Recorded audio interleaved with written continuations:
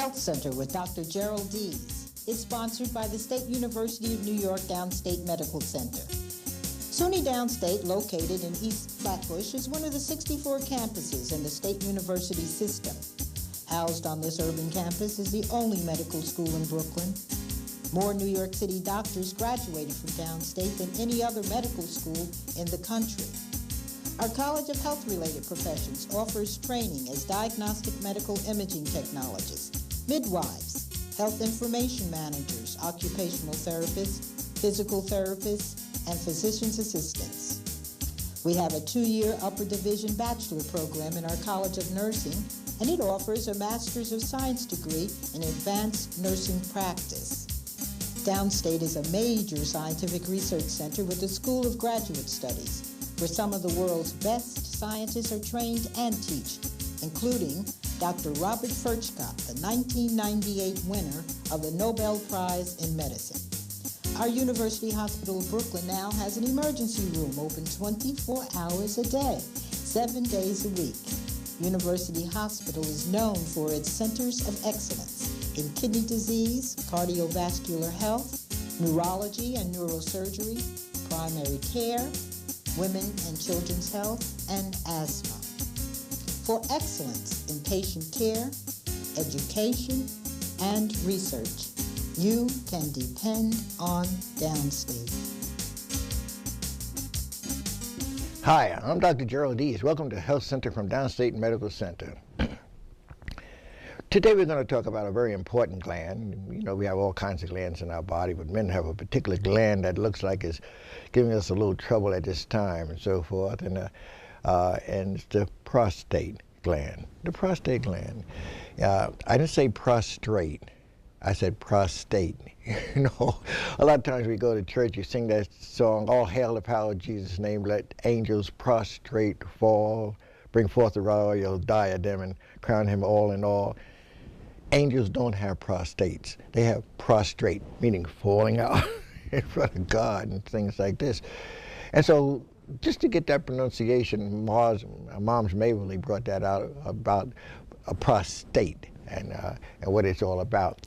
It's a gland that sits right at the base of the bladder, and of course the tube that runs through there goes right into the penis, of course, and that's where you urinate. You know?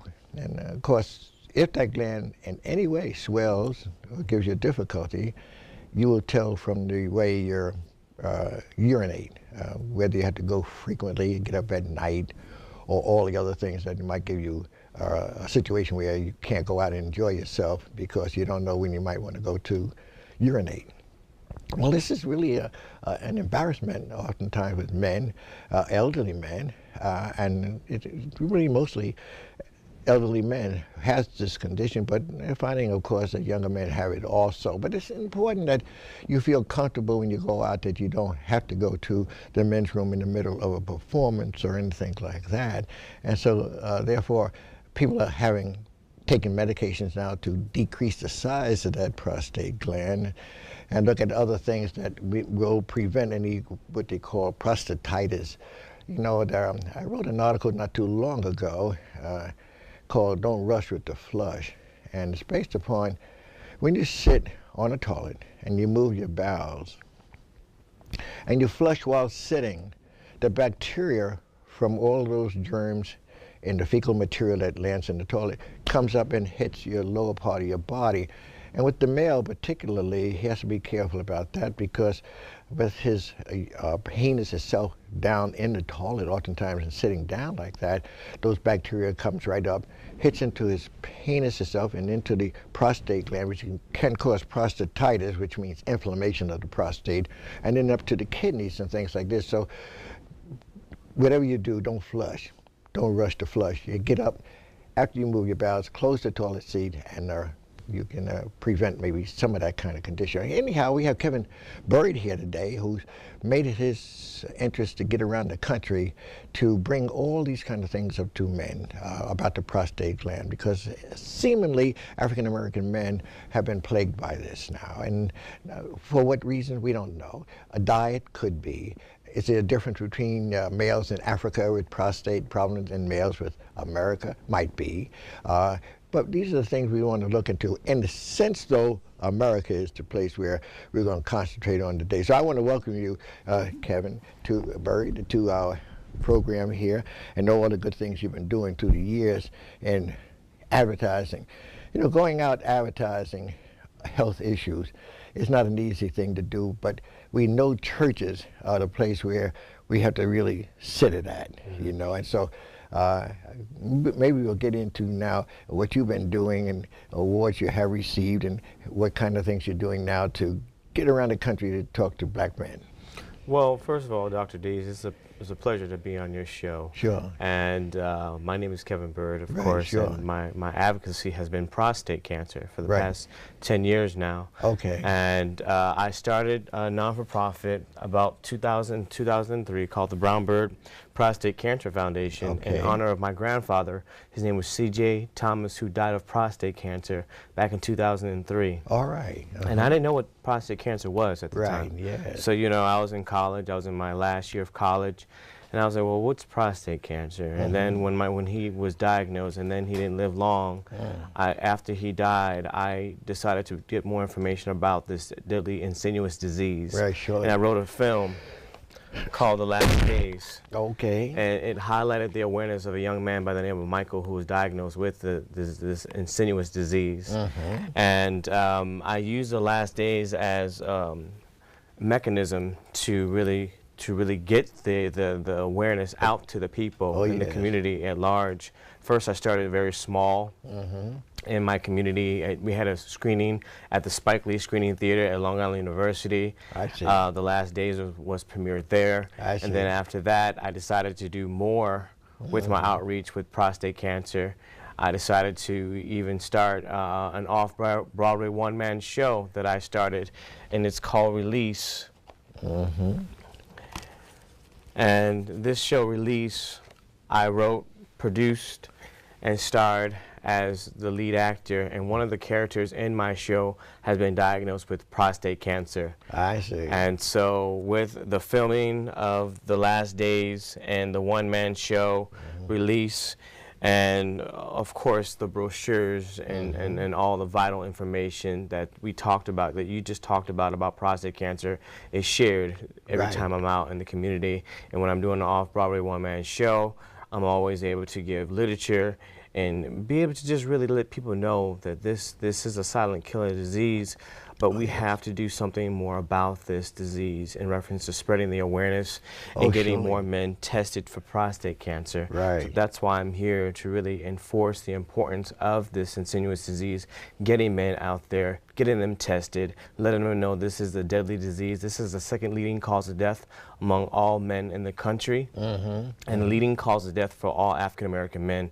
in the United States of America. Right. Now, trying to hit the black population, you can do it, of course, in black newspapers, magazines, radio, and things like this. Certainly. But the greatest concentration of black folks is Sunday morning. Yes. That's in the church. Yes. And I had a whole thing that I did called Balm and Gilead Health Lines, where I produced a piece, and I sent 4 pieces to each church each month, which they duplicated and put into their folders on Sunday morning. And then they had a young person on the pulpit during the religious activities, not at the end or even at the beginning, but when everybody's settled in, to be able to talk maybe a few minutes about this.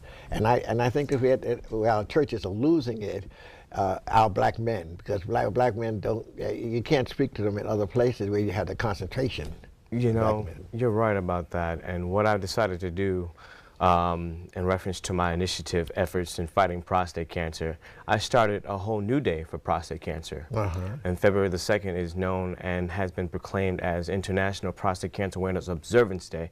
It's a day that I started in honor of my foundation's work, and it's a day that we remember the men who've died of prostate cancer. Oh, sure. Yes, and we also help aid support to those family members who've lost loved ones to this disease. Yes, right. And so this day that I started was back in 2009, February the 2nd, 2009.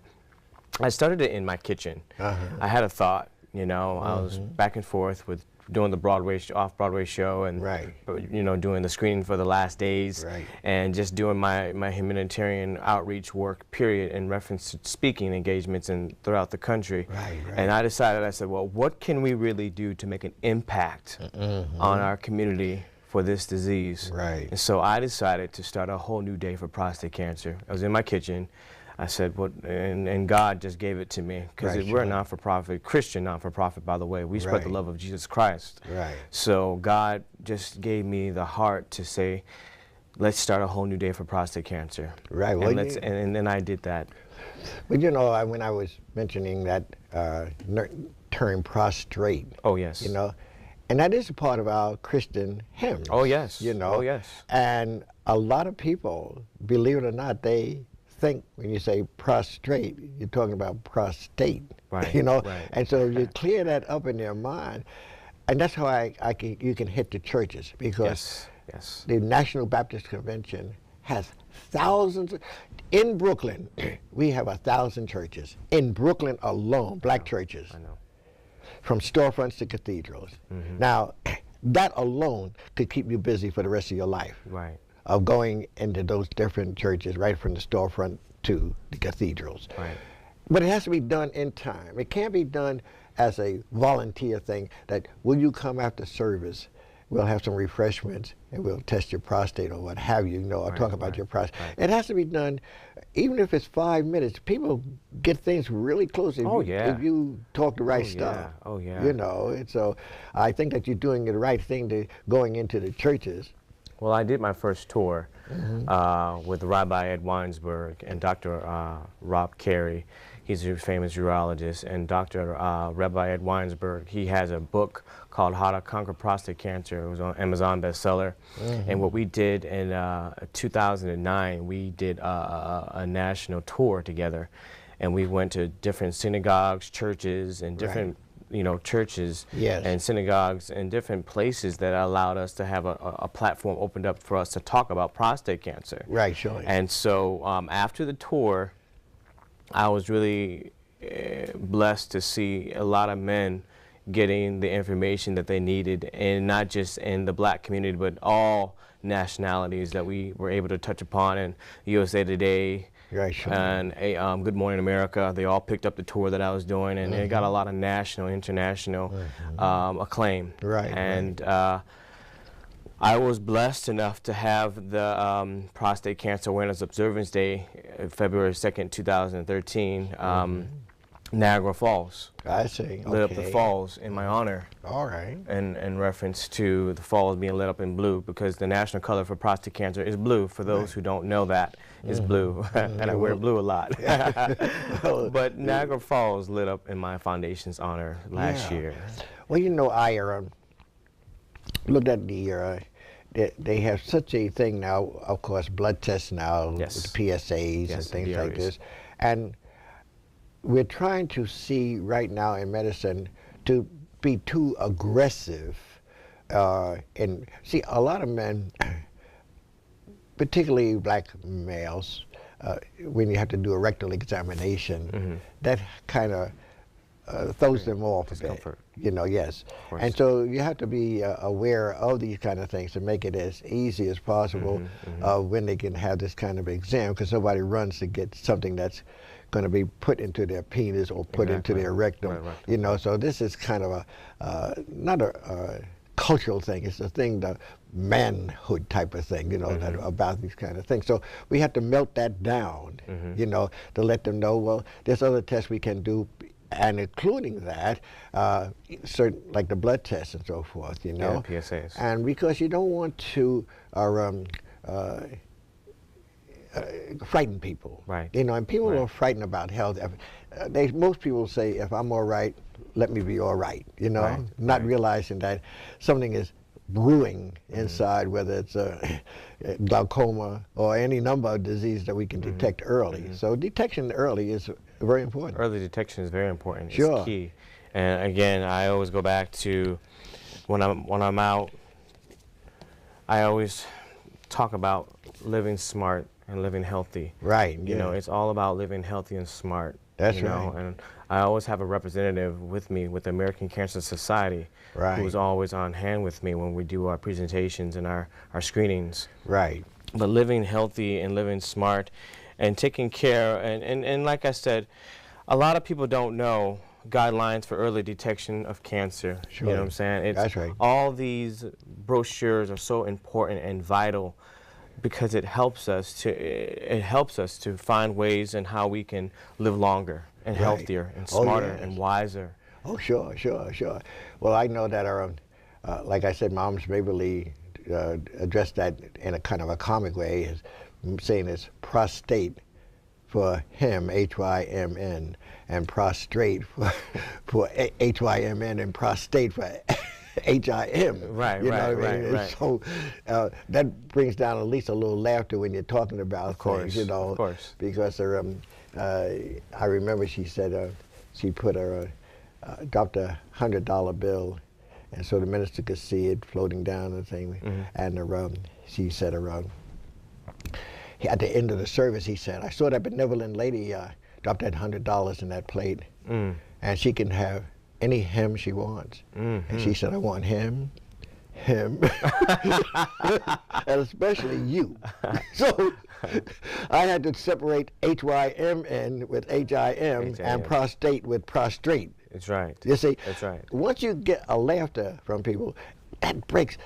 I don't care what people, how well they want to get the information out. It's got to have a hook on it. A hook to it. A hook to it Yeah. to make people say, hey, I'm going to do this, you know. Right. This is not as serious Well, as I think. my hook to what I've done with my work as a humanitarian, because that's what I do, and everything I do for free. Right. I don't get paid to do this. Right. You know, it's all volunteer. It's all a part of my health humanitarian work that I do, and it's all free, Dr. Deas. That's great. You know, but you know, the Brown Byrd Prostate Cancer Foundation, we live off of donations. Right. Okay. And so if anybody wants to donate to us, we're on 30 Wall Street, 8th floor, New York, 10005. I'll plug that in again. They'll put that in the thing. I hope so, because we live on donations. Yeah, right. You know, and everything I do is all free.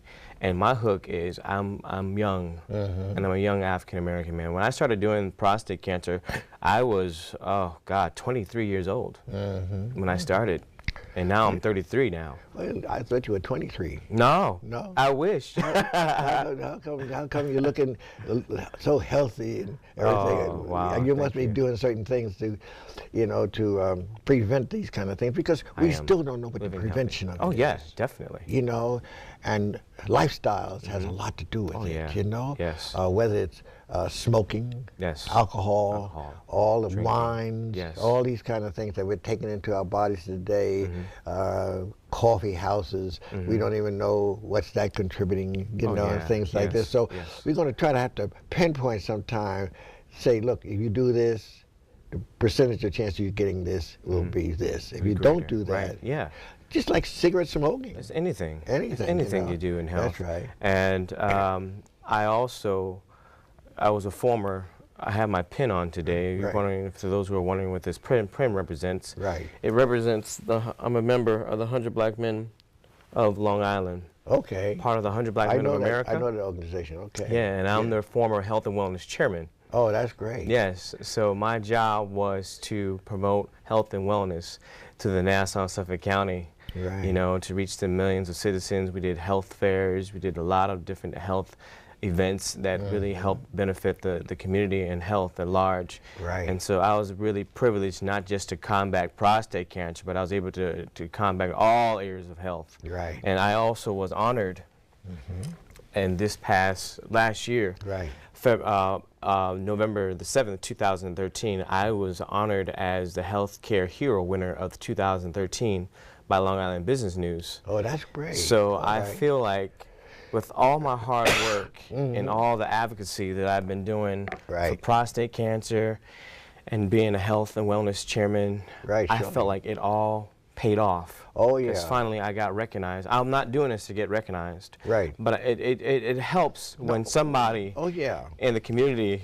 especially when Caucasians honor you, it's sure. a big deal for me. Sure. You know? Oh, yeah. It's not like just being honored by your own kind, but when you are being honored by people outside of your gender or nationality, it's like a big deal for me, you know? Right. Oh, yeah. Especially for us young black men, you know that. Oh, yeah, definitely. So sure. when this happened, I just felt like this was finally a plateau that God has given me to be able to spread my wings and fly just a little bit more in the community. Yeah. Well, I think that... And that's why I'm here today. Yeah, well, this is why I invited you today. At Downstate Medical Center, we have a great urology department, and we have wonderful black urologists right here, and who are making inroads into this kind of thing. So I'm sure that we'll be able to, at one point or the other, introduce you to him even, and see how he takes what he can do to enlighten the people through you as such, you know.